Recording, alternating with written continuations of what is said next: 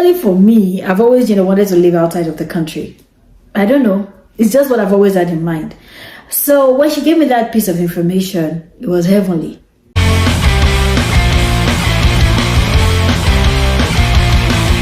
Hi guys, welcome to our YouTube channel. All right, so we're here again, and if this is your first time on this channel, thank you very much for dropping by. And if you are a returning subscriber, thank you very much for your support. All right guys, so again, if you haven't clicked on the subscribe button, please do, so that you can always get notified anytime we drop new videos here. Today we're talking about our relocation journey from Nigeria to Canada. That is how we came from Nigeria to Canada, basically. So guys, we came in through the Express Entry program, which is something I know that a lot of people are now aware of, and particularly we came in through the Federal Skilled Workforce Program. That's the FSW, because under the Canadian Express Entry program you have other streams as well. You have Provincial Nomination Program, that's PNP, but we use the FSW program. I remember this whole process started in when year was that? That must have been 2017. Yes, I remember it started in 2017, December of 2017. My sister gave me a call and she's like, Bolu, do you know about this Express Entry program? Like, Canadian Express Entry program. I don't know anything about it though. And she's like, there's this program where you can, enroll in to become a resident in Canada, and then later on you can go ahead to become a citizen. I'm like, that's very interesting, because personally for me, I've always, wanted to live outside of the country. I don't know. It's just what I've always had in mind. So when she gave me that piece of information, it was heavenly. And I jumped on the Canadian website, trying to, because on their website, there's this way that you can run the template to actually find out whether you qualify or not. And at the time, I was fresh out of school, basically, fresh out of NYSC. Anyway, I just finished NYSC in that same year, and I was on my first job. I think I just done about a month or two on the first job. And if you are already familiar with the program, you know that the Express Entry program, your work experience matters, your age matters. You need to write the IELTS exam. You need to evaluate your academic qualification, and that definitely also matters. So I jumped on the site to try to see, do I qualify or do I not qualify? And because my work experience was barely on that, I needed like at least a minimum of 1 year, I guess, at the time, I think. And I was just on my second month. So obviously, personally for myself, I didn't qualify. But again, all hope was not lost. I harmed myself with that information, and when I spoke to my boyfriend at the time, who is now my husband, right? So I did actually about the Express Entry program, the Canadian Express, and it's like, yes, I know about it now, I heard about it, what's up with it? And I'm like, I think we should do it though. I think we should get it done, try to see if we can get through with it, and and they said, okay, good. And here's one thing I want to say here. I really, really appreciate that period, because it was like we're both on the same page. I wanted to live outside the country. He didn't mind living outside the country. So there was no convincing to do, right? I wasn't trying to convince him or giving him the advantages or anything of, living outside the country and stuff. It was just like giving him that piece of information, and then we getting on board to see what we can do with it. And that's one of the importance of having a partner that is on the same wavelength as yourself. So we did that, and then we got the little information. Now again, here's something I want to say here. Information is important. Now, we didn't know so much about the Express Entry program at the time. We were just armed with the few information that we had.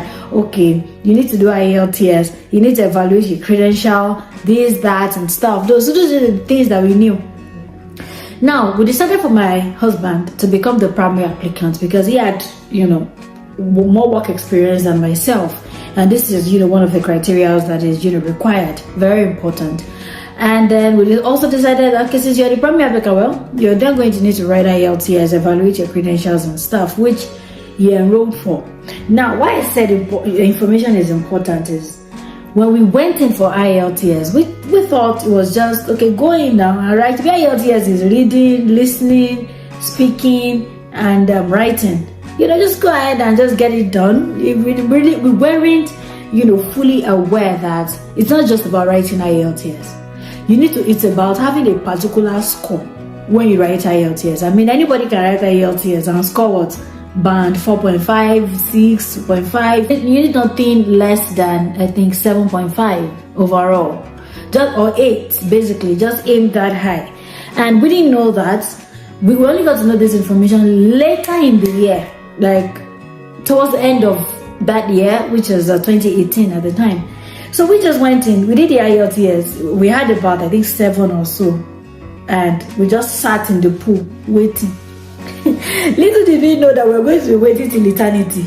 We just sat there waiting, expecting ITA, invitation to apply. We'll be checking email every day. Little did we know that we're on our own, like, we're on our own. So, nothing came forth from that, and that was because the CLB band for the IELTS was not sufficient. And again, not only that, he was having his MBA at the time, and he could only evaluate his bachelor's degree, which he did. Again, that also didn't work well for us because he didn't give us the amount of score that we needed to. I think we had overall score of about 300 and something. We didn't even stand a chance. Because for most of the draws they were doing at the time, I think most of the draws were about 400 and above, right? It could have been 450 something and above. And we had about 300 and something. There's no way they could have called us. Except maybe it's a provisional nomination, but it's not provisional nomination, it's FSW. We didn't get to know this until one day. That's my husband now. I was having a conversation with a friend, and the friend told him, we were discussing this IELTS, and the friend was like, to do IELTS, you need an IELTS band score of about nothing less than 7.5 and so on. He clicked in his head like, 7.5, 7.5. I didn't want to that, and I'm sitting there in the pool there. No wonder, I've not been called. And this information we had, now we had wasted time because we did IELTS the beginning of the year in 2018, and we had wasted time all through 2018 waiting for something that will never manifest, right? And it got this information ending of 2018, so we knew we had to put in for another IELTS. Now, that was when we started to find out more information, right? And then we ran the whole thing again. We looked at the track record of the draws that the Canadian government had done, and then we tried to look for what the average score at that time was, and we realized that we needed nothing less than 471 in order for us to receive an ITA at the time. So we went on the site again and then we tried. Now, when we tried with my husband writing IELTS alone, doing credential evaluation and stuff, we realized that we're not going to have enough score. I needed to come on board as well. So we tried to find out, what do I need to do? Do I need to write IELTS? Do I need to do credential evaluation? What do I need to do in order to boost, the score? And then when we ran it, we realized that, okay, if I did IELTS or if I did credential evaluation, would have, something above 471. And then we decided to go for me writing IELTS because of the time frame. It's shorter. Credential evaluation will take nothing less than about 3 months, regardless of the body you use, whether ECAS, whether WES. They have, I think it's about 4 or 3 bodies that is approved by the Canadian government to evaluate your credentials to make sure that it is with the Canadian educational standard. So I did IELTS as well. Now the good thing about the other partner writing IELTS is you don't necessarily have to have the band score that the primary applicant has, but you should also do well. Obviously you should do well, but you may not aim as high as having what the primary applicant has, but you should also do something substantially okay. At least you should aim for, I don't know, say maybe a 7, nothing less than a 7. But thankfully I had more than that. So I had more than that, and Okay, so when we got all of those information, my husband went in for another IELTS, and then we also realized that we cannot use his bachelor's degree certificate at the time because it wasn't going to give us enough score. We needed his MBA or master's, master's pro anyway. But he had an MBA, and then we realized that that is something we need to use, not the bachelor's degree, because that gave us more score, as well. It increased our chance. And at the time, Nigerian factor now, because he did this at Unilag. So before the results could come out, ancient of days, it took ages. Guys, it took ages. And we had a goal. We were planning that, all right, we're going to get married later in the year, in 2019. And we wanted to apply as a couple. Because again, information, like I said, we realized that if you apply as a single applicant and then you want to add your spouse later, it somehow used to delay the application. Somehow it would, cause a delay. So we wanted to apply straight up as a couple, and then it's just seamless. And then we had a plan to get married later that year, and then apply and continue from there. But this MBA result wasn't coming out. I'm like, oh my God, village people, you people, God is greater than you. So eventually we ended up using what's this thing called? We got a statement of result, right? And a letter, because the certificate wasn't available at the time. And you had to go to Unilag consecutively for a week. You had to be able to get this letter. You know how they do now, Nigerian universities. Now they do. So eventually we got it. The evaluation came out I think a week after we got married. Now, this thing that we're talking about now, 2019, I'd almost gotten to the end. So that you guys realize that these things, when you want to do it, you need to plan because it's about time, right? Evaluation takes about 3 months. It's about time. And I recall the evaluation, that's the evaluation of his MBA now, came out. That was a week after we got married. And so when that came out, I'd already written IELTS obviously as well, which I did. It was my birthday in that year. I went into IELTS. So okay, I did that, and I recall we applied. Yes, after we got married, I think about a month after we got married, and lo and behold, our score at the time, our total score at the time was 472. Just one unit higher than 472. What they did, the cutoff for the draw they did at that particular one where we got the IT was 471, and we have 472. Just one score higher, right? And that ITA came in a month after we entered the draw. We already knew we were going to get called because we already we did our own work, we did our assignment, so we already knew that we're going to get called the following month. So we got our ITA a month after we put in, and which will now be about 2 months after we got married.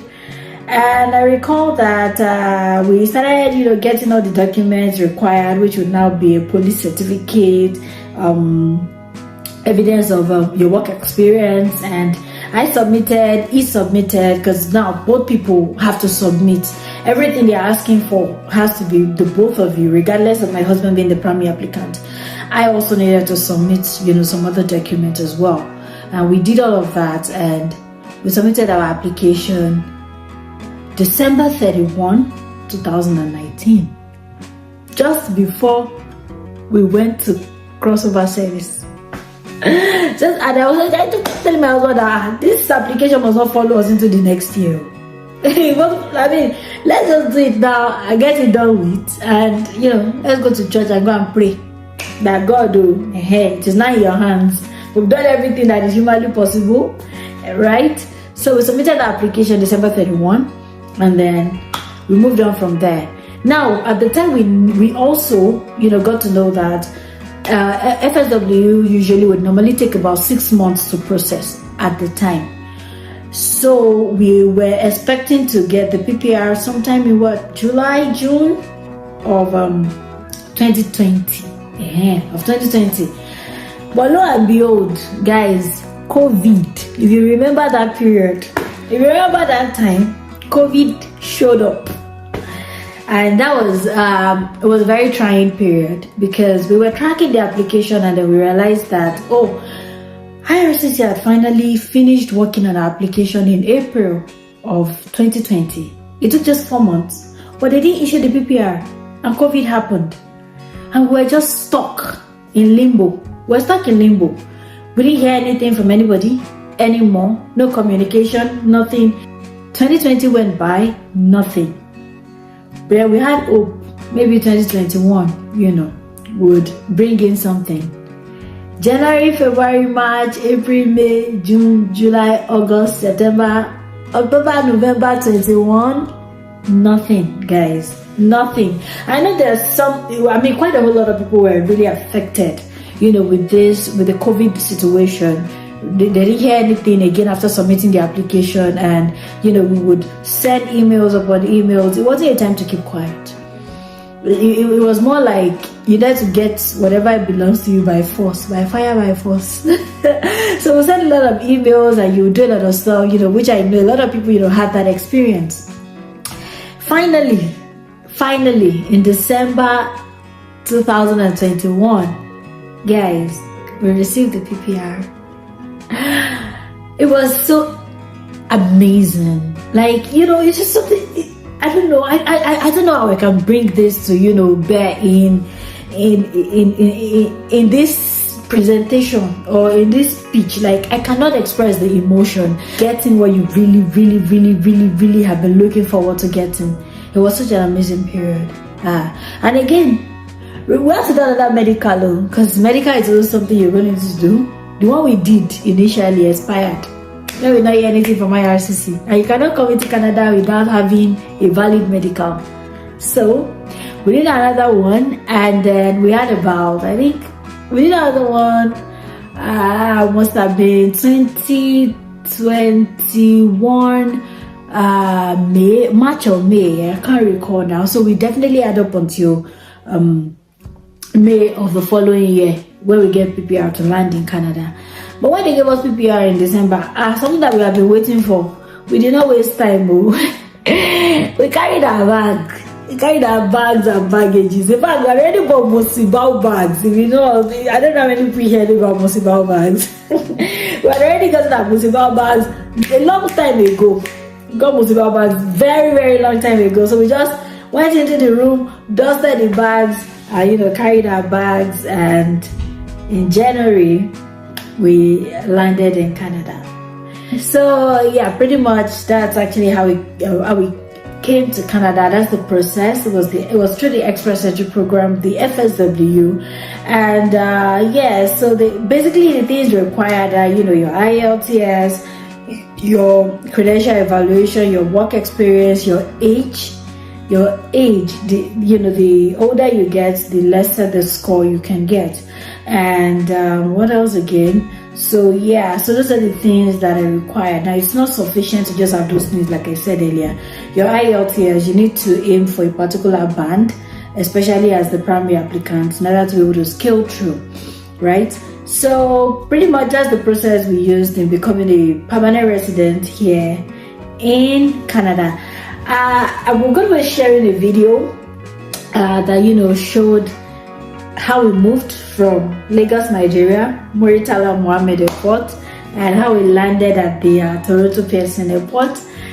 Yes, and we'll share that in another video. And then we landed, immigration stuff, because you need to send your COPR, landing paper, and yeah, that's it. Okay, again, another thing I wanted to talk about was when we had received the COPR and then we needed to send our passport for stamping. That's another. Now, initially we had heard that the London office was very fast. You send your passport in, and in another 1 week your passport will come back. That was what we heard though. When we sent it, 1 week, 2 weeks, 3 weeks, guys, the passport was still there. Another emotional trauma all over again started.